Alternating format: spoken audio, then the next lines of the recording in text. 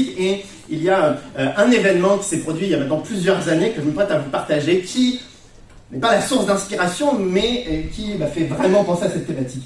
J'avais 8-9 ans, je ne sais pas si mes parents vont se souvenir de cet événement, mais peu importe. Chaque vacances scolaires, nous partions avec mon grand frère et mes parents, donc chez mon oncle et ma tante, on faisait 1 ou 2 nuits là-bas. Et je me souviens, à mes 8-9 ans, d'un moment particulier où, le soir, le moment de manger, ma tante avait préparé un pot-au-feu.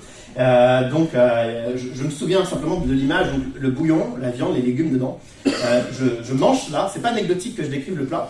Je mange cela et 1 heure après, je tombe malade. Pour être très clair, je vomis. Encore et encore et encore. Je change de pièce, salon, bref, je fais toutes les pièces et peu importe, je tombe malade, mais toute la nuit. Mais cet événement ne s'arrête pas là. Quelques mois plus tard, je devais être en CM2, donc oui, 8-9 ans, la primaire avait organisé une classe de neige, on part pour 2 semaines, le 3e soir, lors du repas, il y a un bouillon avec des pâtes dedans, alors je crois que c'est un nom, j'ai oublié cette recette. Oui, peut-être vermicelle, c'est ça. Et donc les pâtes avec le bouillon, je mange ça, 1 heure après, je suis malade durant toute la nuit. À aucun moment donné, les autres étaient malades, donc ça n'a rien à voir avec le plat. Mais depuis que j'ai 8-9 ans, j'ai quelque chose qui est gravé dans ma tête, c'est toute nourriture avec un bouillon, je ne peux pas le manger. J'ai un blocage psychologique, ce n'est pas possible, j'ai l'impression que je vais vomir. Durant la classe de neige, pendant 5 jours, je n'ai participé à aucune activité, j'ai juste été malade, comme on l'imagine. Et donc, depuis, j'ai un blocage psychologique, ça dure des années. Alors, évidemment, on évitait de manger ça à la maison, et surtout quand on devait manger à l'extérieur, on faisait en sorte que je ne mange pas ça. Et donc, tout s'est bien passé pendant plusieurs années, jusqu'à... Merci Joséphine de rien. On s'est mis en couple avec Joséphine. Et puis, vient le moment, dans les premières semaines, premiers mois, c'est tout frais, tout récent, on essaye d'être le meilleur petit ami, en tout cas le plus présentable, et on rencontre la famille, la belle famille, les amis, et je me souviens, à un moment donné, on devait rencontrer les meilleurs amis de l'école du BTS que Joséphine avait fait. C'était des personnes très importantes, c'est toujours des personnes très importantes pour Joséphine, et donc quand j'entends des personnes importantes, j'ai un peu de pression, quand j'entends des personnes très très importantes, j'ai encore plus de pression, donc j'essaye d'être le meilleur petit ami tout fraîchement arrivé, et on part à Paris les rencontrer. Elles ont leur compagnon, et puis ils ont évidemment 5, 8 ans, 10 ans plus que moi. Bref, je suis impressionné. Ils choisissent d'aller dans un restaurant asiatique, un vrai restaurant asiatique, où je ne comprends évidemment pas ce qui est écrit sur le menu, puisque c'est écrit dans une autre langue. Je vois des petites photos, je sélectionne un menu, ils m'apportent un bouillon avec de la nourriture dedans. À ce moment-là, je sais que je ne vais pas pouvoir le manger. J'ai un blocage psychologique, je n'y arrive pas. J'essaye de regarder Joséphine parce qu'elle n'est pas encore au courant que je ne peux pas manger ce genre de choses. Et j'essaye de la regarder, de lui dire je vais être le meilleur, je vais me présenter de la meilleure façon avec tout ce que je peux, mais ça je ne pourrais pas. Alors, désespéré, j'essaye une petite coupelle, cuillère blanche dans les asiatiques, j'essaye de manger le bouillon avec ça, mais je ne peux pas, j'ai comme déjà des... Bref. Et j'essaye de continuer comme je peux, mais je n'y arrive pas, j'ai une réaction puérile, je mange le pain en même temps que tenter de manger le légume, je n'y arrive pas. Et après une demi-heure, tout le monde a fini son plein, sauf moi qui est à 99 pleins, et je me sens honteux, humilié, ridicule. Cet événement est gravé là, je ne peux toujours d'ailleurs pas manger ce genre de choses, j'ai un blocage, je n'y arrive pas. Et je suis fasciné parce que notre cerveau, il enregistre, il imprime, il scelle certaines informations, mais le plus important, c'est que je n'ai jamais été malade, ni à cause du pot-au-feu, ni à cause des pâtes dans le bouillon, parce que personne d'autre a été malade. J'étais le seul. J'ai dû prendre un coup de froid, autre chose, j'en sais rien. Ça n'a aucun rapport avec ce que j'ai mangé, mais pourtant mon cerveau l'a associé et il a décidé que je serais forcément malade si je mangerais ce genre de choses. Et pourtant c'est faux. Mais mon cerveau l'a imprimé, il l'a scellé. C'est une information qui ne disparaît pas, peu importe le temps qui passe, même si j'ai envie de tout donner pour impressionner Joséphine et le manger, je ne peux pas. Notre cerveau scelle des informations qui ne disparaissent pas. Pourtant, cette anecdote peut être légère, mais dans notre vie, il y a certaines informations qui sont scellées et qui ne disparaissent pas. Des informations qui nous coûtent bien plus. Parce qu'il y a 10 ans, on a pris un mauvais chemin, on a fait des mauvais choix, peu importe le temps qui passe et nos tentatives de rattraper, le souvenir de ce mauvais choix est gravé là. Et on vit avec un sentiment de culpabilité, on vit avec un syndrome de l'imposteur, on vit en n'étant pas assuré de notre chemin présent. Certaines informations se gravent ici, parce qu'on a eu une enfance qui a été malheureuse, misérable ou rejetée, peu importe le temps qui passe, cet état d'esprit demeure. Et pourtant, même si notre cerveau il imprime et il scelle des informations qui ne disparaissent pas avec le temps, il y a une promesse que Dieu nous donne. C'est un verset que plusieurs connaissent. Ce verset nous dit « Les choses anciennes sont passées, toutes choses sont devenues nouvelles ». Une promesse incroyable, des choses anciennes passées, les choses nouvelles peuvent devenir. Et ce verset, il est vraiment intéressant, mais la réalité, c'est que même en étant chrétien, il faut reconnaître que les choses anciennes de notre vie ne disparaissent pas si facilement. Même si nous sommes chrétiens, même si nous avançons, même si nous avons de l'expérience, même si on se marie, on a des enfants, on déménage, on change de travail, même si on fait tout pour changer notre situation, il y a des choses anciennes qui restent ici et qui ne disparaissent pas. Il y a des états d'esprit qui demeurent et des douleurs qui demeurent. Nous souhaitons, durant les 3 prochains mois, être dans cette nouvelle série qui s'intitule « Une vie nouvelle, les choses anciennes sont passées » parce qu'on veut que Christ mette enfin un terme à l'influence et au poids des choses anciennes qui nous coûtent. Parce que trop souvent, nous ne sommes plus capables de faire des bons choix. Parce que trop souvent, notre état d'esprit est fragilisé. Parce que trop souvent, nous n'arrivons pas à avoir des relations saines. Tout ça parce que nous avons des choses anciennes qui ne passent pas. Alors ensemble, nous voulons saisir la vie nouvelle que Jésus nous propose. Tout à l'heure, dans le chant « Tu agiras » qu'on a chanté, il y a une phrase dans le premier couplet qui nous dit « Lorsque je vois une tombe, tu vois une porte.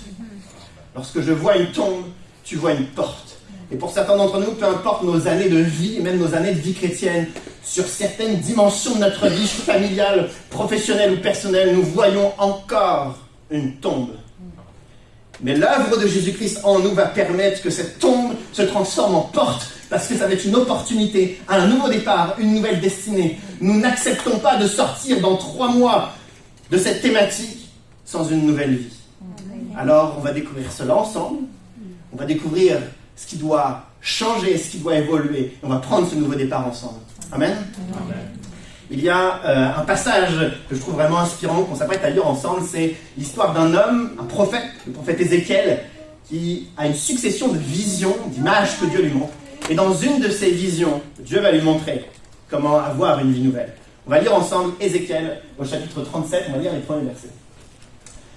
La main de l'Éternel reposait sur moi, et l'Éternel m'a transporté par son esprit pour me déposer au milieu de la vallée. Celle-ci était remplie d'ossements. Il m'a fait passer près d'eux, tout autour. J'ai constaté qu'ils étaient très nombreux sur le sol de la vallée, et qu'ils étaient complètement secs. Et il m'a dit, « Fils de l'homme, ces eaux pourront-ils revivre ?» J'ai répondu, « Seigneur éternel, c'est toi qui le sais. » On s'arrête là pour le moment.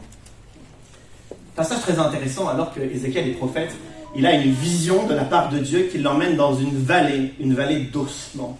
La vallée est remplie d'os. Évidemment, à sa place, que ce soit la réalité ou une vision, il y a une surprise. Pourquoi est-ce que Dieu m'emmène dans une vallée d'ossements ? Il y a une surprise, il y a un étonnement, peut-être même une peur. Qu'est-ce que symbolise cette vallée ? Mais ici, à aucun moment donné, le texte nous montre la surprise d'Ézéchiel, la peur d'Ézéchiel, l'étonnement d'Ézéchiel. Non, il n'est pas surpris. Parce que ce qu'il voit dans sa vision, c'est sa réalité depuis déjà plusieurs années. Depuis plusieurs années, Ézéchiel marche déjà dans une vallée d'ossements. Depuis plusieurs années, Ézéchiel, en tant que prophète, il reçoit de la part de ses confrères les plaintes, leur peur, leur désespoir et leur sentiment de mort. En effet, Ézéchiel est à une époque où l'Empire perse a gagné contre Israël et les Israélites sont dispersés dans les 4 coins du monde. Comme les eaux de cette vallée sont disloquées et dispersées, les Israélites se sentent défaits. Ils ont échoué, ils ont perdu et c'est la mort. Ils ont un sentiment d'anéantissement. De même que dans la vallée, il n'y a pas la vie, il y a la mort symbolisée par les eaux. Mais ce n'est même pas une mort toute récente auquel on peut encore corriger. Non, l'auteur, dans cette vision, nous montre que ce sont des eaux complètement secs, des eaux desséchées. C'est pas juste la mort, c'est la mort définitive et ce, acquise depuis longtemps. C'est la défaite assurée, définitive. Il n'y a pas de retour en arrière. Et c'est exactement le sentiment de tous les Israélites. Ils ont perdu et c'est la fin. C'est mort définitive. C'est le sentiment de tous les Israélites à l'époque. Mais c'est aussi le sentiment de certains d'entre nous. Parce que Ézéchiel marche dans une vallée. Mais nous qui lisons Ézéchiel 37, nous marchons avec lui dans une vallée. Nous marchons dans notre vallée. Nous marchons dans une vallée où il y a également des eaux qui sont desséchées, des eaux qui sont dispersées. Parce que certains d'entre nous, nos proches, nos enfants, nos parents, nos frères, notre famille, nos amis, sont loin de nous.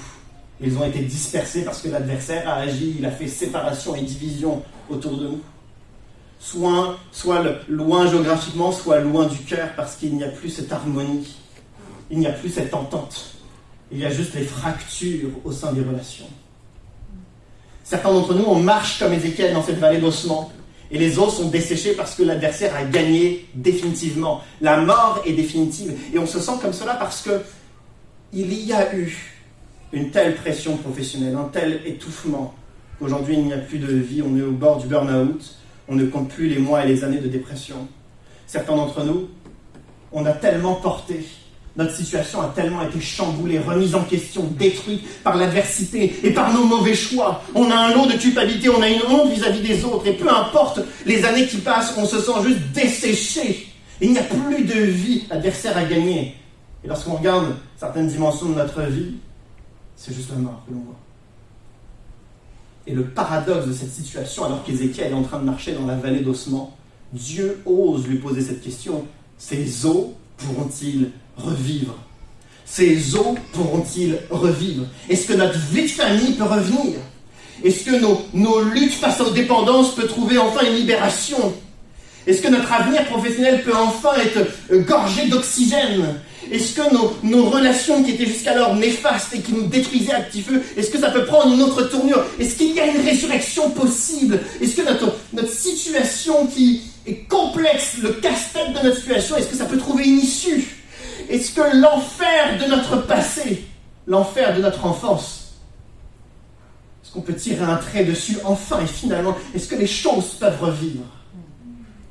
Alors Dieu pose cette question à Ézéchiel. Est-ce que les eaux pourraient revivre? La réponse est simple. Non, les eaux ne peuvent pas revivre. Ce n'est pas possible. Et ici, la vision est parfaite dans les moindres détails. On ne parle pas d'eau fraîchement dans cette situation, mais d'eau complètement sec, pour dire que c'est la fin de la fin. On ne parle pas ici de personnes fatiguées, on leur dirait de prendre du repos, de personnes malades, aller voir un médecin, ou de personnes angoissées, on essaierait de leur retirer leurs soucis. Ici, ce ne sont pas des personnes qui ont permettez-moi, des petits problèmes. On parle ici de personnes qui sont mortes, le temps a passé, il n'y a plus que les squelettes, et le temps a tellement passé que les squelettes sont dispersés, et le temps a tellement passé que les os restants sont desséchés. C'est-à-dire que la situation elle est finie. Et pourtant, Dieu ose quand même poser cette question, est-ce que ces eaux pourraient-ils revivre? Il est nécessaire que Dieu pose cette question. Parce que dans ma propre logique, dans notre raisonnement, on voit le temps qui passe, on voit l'assèchement de nos eaux, on voit la mort dans certains domaines de notre vie. Et on aimerait mettre un point à cette histoire en disant c'est terminé, on ne peut plus rien. Mais Dieu ose poser cette question, est-ce que ces eaux pourraient-ils revivre?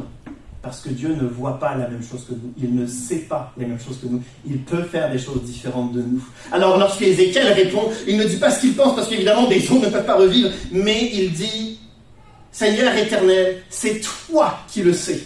Ce que nous savons, c'est que les eaux ne peuvent pas revivre. Ce que nous savons, c'est que nous n'avons ni les forces, ni les capacités, ni la science, ni la logique, ni la philosophie pour pouvoir faire revivre nos eaux. Mais Ézéchiel ne répond pas ce qu'il sait, il répond ce que Dieu sait. C'est toi qui le sais. Il s'ouvre alors, non pas à ces sciences humaines et ici-bas, mais il s'ouvre alors à ce que Dieu pourrait faire.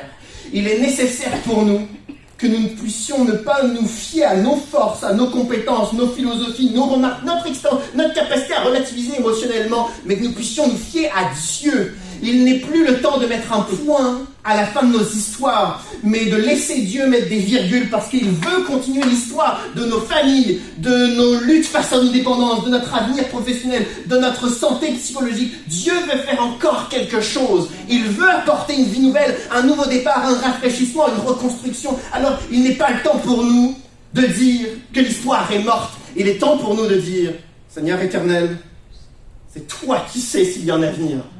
C'est toi qui sais s'il y a une reconstruction. C'est toi qui peux apporter quelque chose de plus. C'est la réponse de Ézéchiel. Le passage se poursuit et se construit encore. Voici ce que le texte nous dit. Puis Dieu m'a dit, prophétise sur ces eaux. Tu leur annonceras, ossements desséchés, écoutez la parole de l'Éternel. Voici ce que dit le Seigneur l'Éternel à ces eaux. Je vais faire entrer un esprit en vous et vous vivrez. Je vous redonnerai des nerfs. Je vous ferai pousser sur vous de la chair. Je vous recouvrirai de peau. Je mettrai un esprit en vous et vous vivrez. Vous reconnaîtrez alors que je suis l'Éternel. Dieu dit, prophétise sur ces eaux. La définition la plus simple du mot prophétiser, c'est prédire l'avenir, annoncer l'avenir, annoncer un lendemain. Qu'est-ce que c'est l'avenir d'un os? Il n'y en a pas. Si ce n'est les années qui passent, l'os va disparaître. Il n'y a pas d'avenir pour des os. Mais Dieu souhaite qu'il y ait une prophétie, qu'il y ait une annonce d'un lendemain, d'un avenir sur ces os.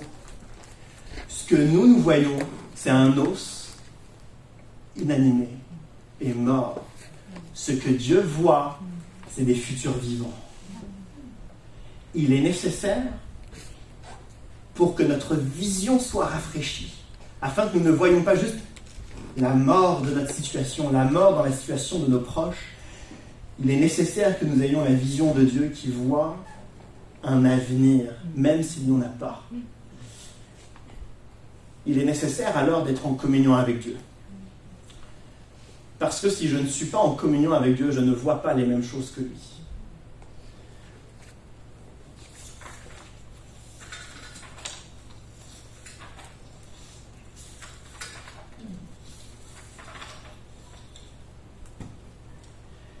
Je me souviens de ce moment, c'était quelques semaines avant que je parte pour mes études au Canada, à Montréal. Je me souviens de ce moment où, par fierté française, j'ai dit à tout le monde, mes amis, Joséphine, ma famille, que je ne prendrais pas à un moment donné l'accent québécois. Et je me suis forcé, dès mon arrivée à Montréal, de ne pas prendre l'accent québécois. Je ne sais pas pourquoi, peut-être par fierté maladroite, mais en tout cas, c'était mon objectif, mon engagement. Par un seul moment donné, j'ai tenté de prendre des expressions, mais les semaines, les mois passent, je suis tellement fier de moi, je n'ai pas l'accent québécois. On est 8-9 mois, je retourne pour l'été en France. Je viens de passer 9 mois au Québec, je n'ai pas du tout l'accent. J'arrive en France, tout le monde me dit que j'ai l'accent québécois.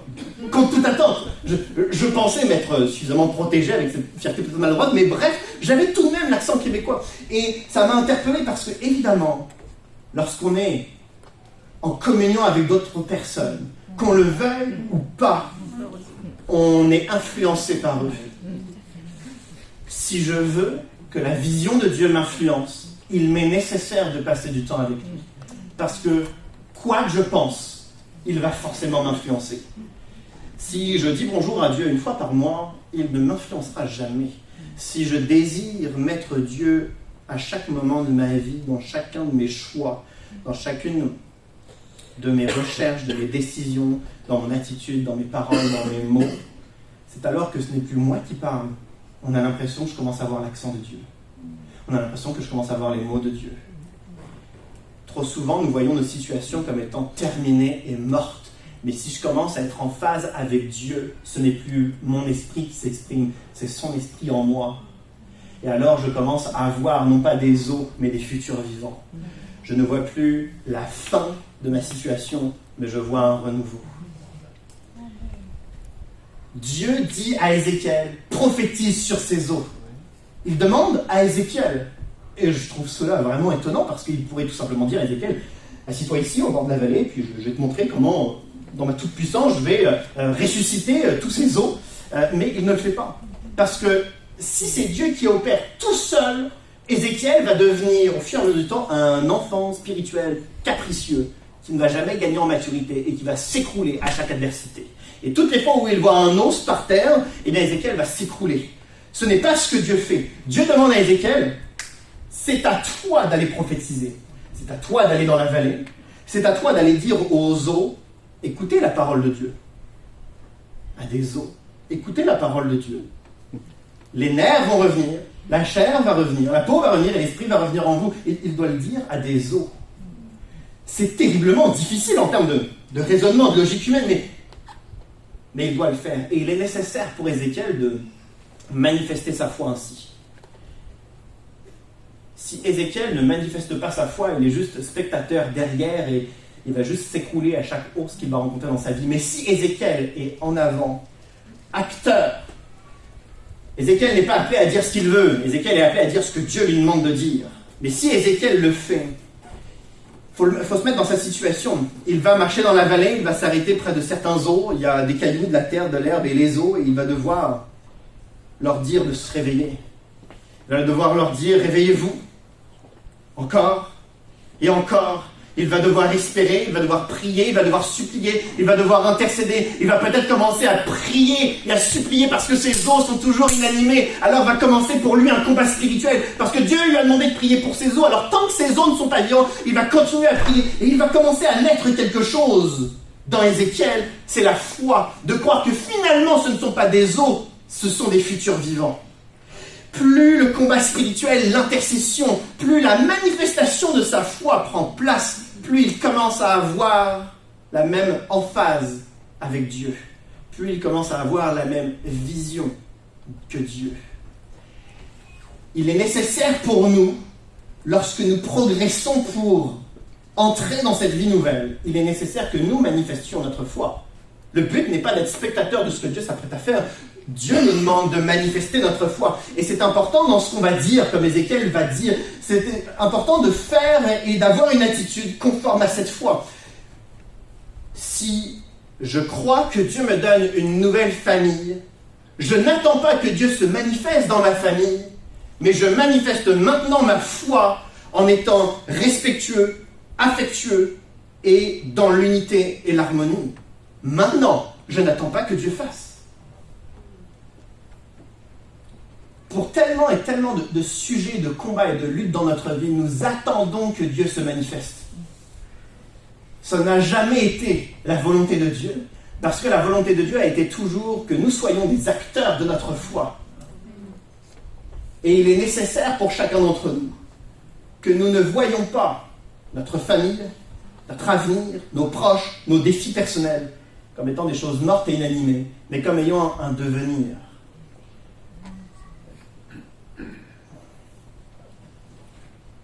Je me sens touché et interpellé quand quelquefois, et je suis moi-même concerné, parce que quelquefois on parle entre nous de nos familles respectives. Et puis certains portent des combats importants dans leur famille.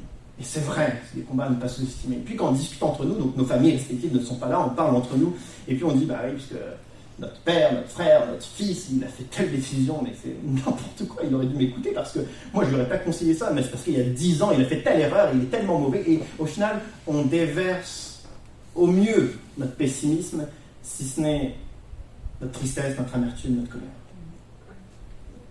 Et si nous commencions à exprimer notre foi, c'est le moment de parler de ma famille, eh bien je vais parler de l'avenir, de ce que Dieu va faire, de l'unité, de l'affection, du respect que je vais avoir lorsque Dieu va agir, mais que par la foi j'ai dès maintenant. Je me souviens, Daniel Descaries, professeur à l'université de théologie que j'ai faite à Montréal, il parlait à un moment donné d'un rendez-vous qu'il avait eu pour un couple, mais il voyait que le conjoint. Et puis le conjoint espérait, parce que le couple était sur le point de se séparer, le conjoint espérait évidemment se remettre avec son épouse, même s'il était sur le bord de la séparation. Et Daniel Descaries posait toutes sortes de questions, et le conjoint, il avait une attitude de reproche, de mépris avec son épouse, et il commence à dire à l'église, quand j'ai dit à un tel ceci, quand j'ai dit à un tel cela, et Daniel Descaries s'en rend compte que le conjoint était en train de dire à tout le monde dans l'église, chez les amis, chez les voisins, tout ce qui se passait dans leur couple.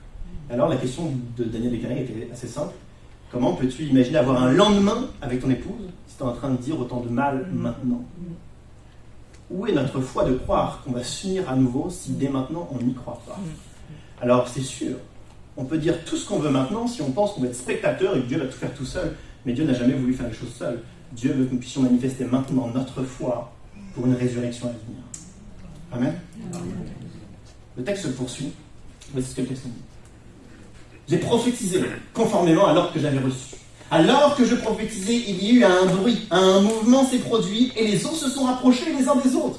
J'ai regardé et j'ai vu qu'il leur apparaissait des nerfs. La chair a commencé à pousser et la peau les a recouverts en dernier. Mais il n'y avait pas d'esprit en eux. On a un passage qui est vraiment enthousiasmant parce qu'il faut se mettre à sa place. Ézéchiel, il est en train de prophétiser, il annonce l'avenir. Et pendant qu'il parle, il y a un bruit, un mouvement, un rapprochement, une apparition, une pousse, un recouvrement. Il y a tout un mouvement, une dynamique particulière qui prend place. Il parle et ça se... il y a tout un mouvement face à lui. C'est extraordinaire. Et je me mets à sa place, mais quel enthousiasme ça doit être. On parle et les choses se produisent instantanément. Quel transport d'allégresse il doit y avoir dans Ézéchiel. Ça doit être phénoménal. On passe d'une vallée d'ossements à une vallée de cadavres, parce qu'il n'y a pas l'esprit en eux. Il n'y a pas la vie. Alors, cette scène est vraiment extraordinaire, hein. Je ne la sous-estime pas, c'est vraiment miraculeux. Et Ézéchiel est en train de parler, il y a tout un mouvement, une dynamique, c'est incroyable. Et il faut remercier Dieu et se réjouir pour ce qui est en train de se passer, mais à la fin, ce sont des cadavres. Alors, il y a eu un mouvement extraordinaire, mais il n'y a pas encore la fin. Alors Ézéchiel ne doit surtout pas, mais c'est une évidence pour lui, ne doit surtout pas se satisfaire de la situation parce que même si Dieu est en train de faire de grandes choses, il n'y a toujours pas la vie. Cette série de prédications s'intitule « Une vie nouvelle, les choses anciennes sont passées ». Cette série me tient à cœur parce que les choses anciennes ne passent pas. Peu importe le temps, peu importe nos efforts, les choses anciennes ne passent pas toujours. Et une des raisons pour lesquelles les choses anciennes ne passent pas, parce qu'on s'arrête à cette étape. Il y a eu un mouvement de la part de Dieu, il y a une parole de Dieu, il y a une action de Dieu, une bénédiction de Dieu. C'est super, on s'en réjouit et on s'arrête là. Mais il n'y a pas encore la vie. Lorsque je vois ce passage, je pense à cette scène où Jésus, dans son ministère, il approche un malade, un aveugle. Il le touche et c'est un miracle. L'aveugle voit des silhouettes floues. Ce n'est pas encore la vie. C'est juste des nerfs qui apparaissent, mais ce n'est pas encore la vie. Il faut que cet aveugle ne se satisfasse pas de cette situation. Et Jésus va le toucher une seconde fois, et cette fois-ci, il va voir avec clarté. Trop souvent, les choses anciennes demeurent en nous parce qu'on s'arrête à une bénédiction, alors que Dieu voudrait nous donner la vie. On peut entendre quelquefois toute notre joie, et elle est légitime, toute notre joie d'avoir partagé notre témoignage avec un ami, un collègue de travail, et cette joie et cette reconnaissance, elle est légitime. Mais ce collègue de travail, il n'a pas encore la vie, il n'est pas encore sauvé. Alors c'est super d'avoir commencé à partager sa foi. Mais ce ne sont que l'apparition des nerfs, il faut encore que la vie vienne. Alors il faut poursuivre le combat jusqu'à ce que la vie soit. Quelquefois, on se réjouit parce que dans une situation terrible, on n'a pas été dans le mépris, on n'a pas été dans la colère, on a eu vraiment un comportement mesuré, on n'a pas exprimé notre colère habituelle. Et c'est super, il faut se réjouir pour ça, et merci Seigneur pour ça, mais ça, ce n'est que l'apparition des nerfs. Parce qu'il y a encore tellement de personnes qu'on est conscient d'avoir blessées depuis tant d'années à cause de notre colère injustifiée et disproportionnée. Et lorsqu'on demandera pardon à toutes ces personnes, là, ce sera la vie. Maintenant, c'est juste des nerfs qui apparaissent.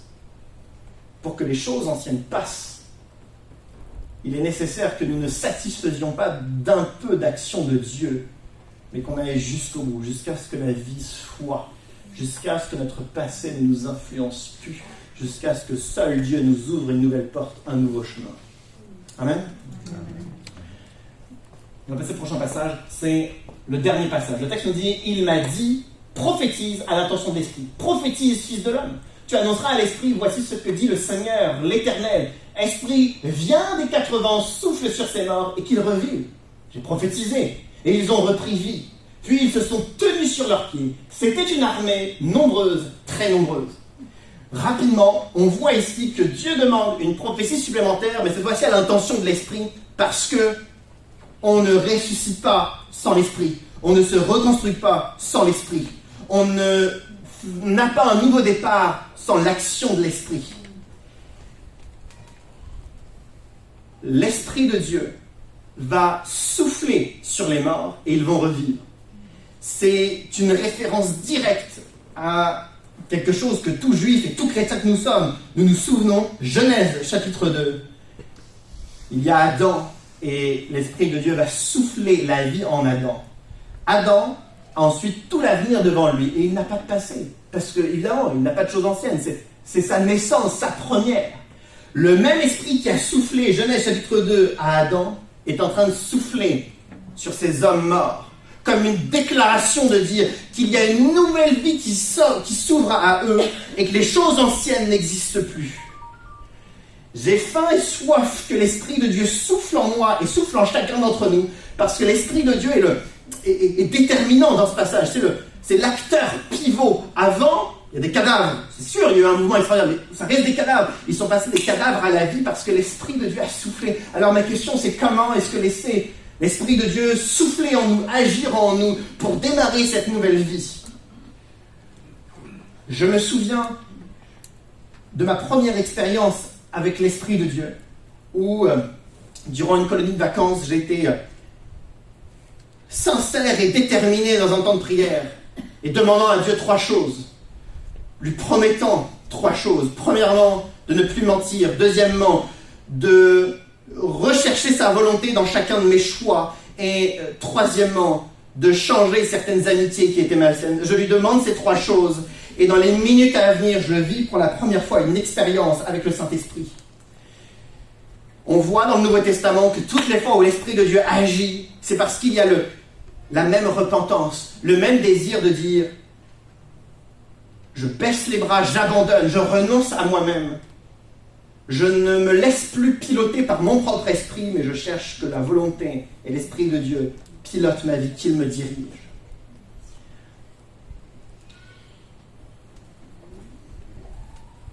Renoncer à soi est la clé pour que l'Esprit de Dieu puisse venir dans notre vie et souffler à nouveau, un nouveau départ.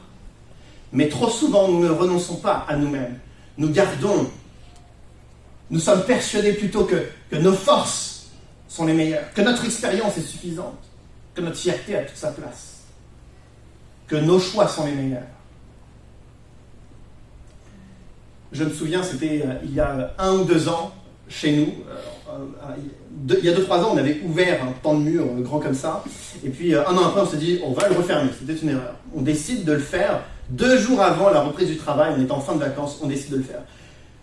On reprend bientôt le travail, donc il y a la pression, et on commence à refermer ce mur, donc placo, rail, des outils, on est tout pressé par cette situation. On demande un coup de main à papa et maman qui acceptent de venir, et on travaille fort. Samedi toute la journée, on n'est clairement pas avancé. Le dimanche matin, il y a l'église, le dimanche après-midi et soir, on est encore dedans. Les choses passent, la pression, le lendemain, c'est le travail, Jeanne est toute petite, on a poncé, il y a de la poussière partout, c'est une catastrophe. Et je me souviens d'un détail, une tâche que je devais faire. On a fait tellement de travaux que c'est une facilité déconcertante de faire avec la perceuse un trou. Et là, je prends la perceuse, je fais un trou, je n'y arrive pas. C'est un trou dans un rail métallique, je le fais, ça ne marche pas. J'essaye 1 minute, et après 1 minute, papa me demande, est-ce que tu as besoin d'un coup? Non, je pas besoin. Je continue mon trou, ça ne fonctionne pas. Je m'épuise, il y a la pression, rien ne va. Ma mère dit, laisse ton père te donner un coup. Non, c'est bon, je continue. Et après 5 minutes, je baisse les bras, agacé, je dis, vas-y. Il prend la perceuse, il appuie sur le bouton de côté. Vous savez, le bouton qui, au lieu de tourner comme ça pour dévisser, il tourne comme ça pour ici. Il le fait. Nous ne renonçons pas à nous-mêmes. C'est pourquoi l'Esprit de Dieu ne vient pas souffler en nous, agir en nous. Parce qu'on pense que notre expérience, elle est légitime. Nos outils, nos forces sont légitimes, nos ressources sont légitimes. Alors, merci à Dieu pour tout ce qu'il a fait dans le passé, mais par contre, pour les prochains choix, je vais y arriver tout seul. La pression, la fatigue accentue cette absence de renoncement à soi. Nous voulons que notre vie change. Il faut commencer à renoncer à notre vie pour que Dieu la change. Nous voulons que notre famille change. Nous voulons que notre situation professionnelle change. Que notre santé psychique change. Il va falloir baisser les bras et laisser Dieu faire ce qu'il veut dans notre vie. Je demande à l'équipe de louange de me rejoindre à la fin du passage qu'on a lu. Le texte nous dit que ces hommes morts vont revivre, ils vont se tenir debout, et Ézéchiel va les regarder et il dit « C'était une armée nombreuse, très nombreuse. » C'était une armée nombreuse, très nombreuse. Et ça, c'est vraiment fort parce que chaque Israélite est dispersé dans le monde entier, dans tout l'Empire perse. Ils sont dispersés, ils ont un sentiment de solitude. Ils se sentent seuls, donc ils se sentent faibles. Ils ont ce sentiment d'être totalement isolés. Qu'est-ce que Ézéchiel voit? C'est une armée nombreuse, très nombreuse. Ce que Ézéchiel voit, c'est qu'il y a une foule de personnes ensemble, réunies, là où auparavant il y avait un sentiment de solitude et d'isolement. Les Israélites ont perdu face à l'Empire perse. Ils se sentent défaits, anéantis, morts, affaiblis. Ils se sentent comme des os desséchés. Qu'est-ce que Ézéchiel voit? Une armée. Une armée pour repousser les adversaires. Une armée, évidemment, pour repousser d'abord l'Empire perse, mais tous les adversaires extérieurs et intérieurs. Ce que Ézéchiel voit, c'est la réponse parfaite à la situation actuelle des Israélites. Ils se sentent défaits et seuls. Ézéchiel voit une armée nombreuse. Il est temps pour nous de démarrer un nouveau départ. Il est temps pour nous que Dieu tire un trait sur l'influence et le poids de notre passé. Il est temps de laisser l'Esprit de Dieu souffler une bonne fois pour toutes dans notre vie. Il est temps de ne pas laisser les quelques belles bénédictions de Dieu être un point final, et de laisser Dieu agir complètement dans notre vie. Je vous demandais de vous lever. Et je veux faire une prière de foi. Une prière qui m'engage, mais une prière qui nous engage tous, parce que nous et nos proches avons besoin de nouveaux départs. Parce que nous et nos proches, nous avons besoin d'une nouvelle vie. Il est alors nécessaire que Dieu fasse une œuvre en nous. Comme Dieu a fait revivre des eaux pourtant éparpillées et desséchées, Dieu peut faire revivre en nous ce qui est mort et ceux qui se sont éloignés de nous. Comme Dieu demande à Ézéchiel d'aller parler aux eaux pour que Ézéchiel comprenne que ce ne sont pas des eaux mais des futurs vivants, nous sommes appelés, nous aussi, à manifester notre foi pour ne pas voir notre famille, notre vie personnelle, nos proches comme étant morts, mais comme étant des futurs vivants.